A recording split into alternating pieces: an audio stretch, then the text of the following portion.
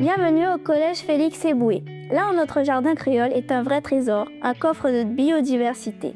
Ici, avant, il n'y avait rien. Alors pourquoi ne pas essayer de faire pousser la vie? Semer des graines d'avenir juste avec nos mains. Comment on fait? Avec la force du collectif, en s'entraidant, en rigolant, et même par mauvais temps. On a observé, participé, on a même été sélectionné pour un prix, et là on apprend à greffer. Et on laisse comme ça?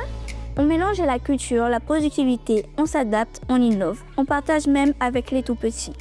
Pourquoi dépenser ailleurs ce qu'on peut produire ensemble ici? Pour que ça marche, il faut penser à tout. L'eau, la pluie, le soleil, on apprend à gérer. On a mis un système de récupération d'eau de pluie, comme ça quand il pleut, on a récupéré assez d'eau de pluie pour le reste de la semaine. Et comme l'eau coule, on arrose littéralement les tomates, ça permet d'économiser de l'eau et du temps.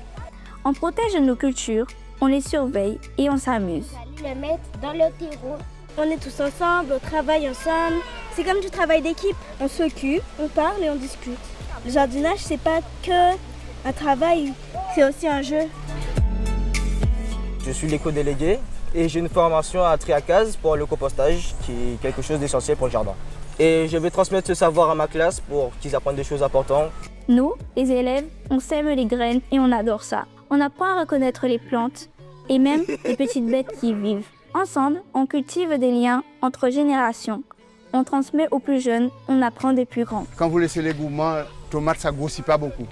Le jardin créole, c'est un espace de vie. C'est une culture aussi, une culture amérindienne.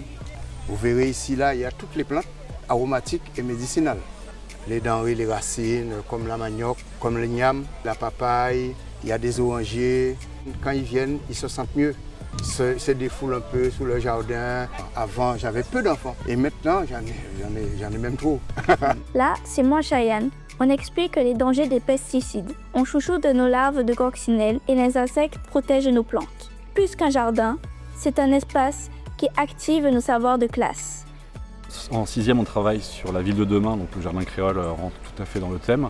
En 4e, on travaille en géographie sur la mondialisation. Donc l'alternative possible à la mondialisation, la pollution, c'est le jardin créole, manger sain, manger local.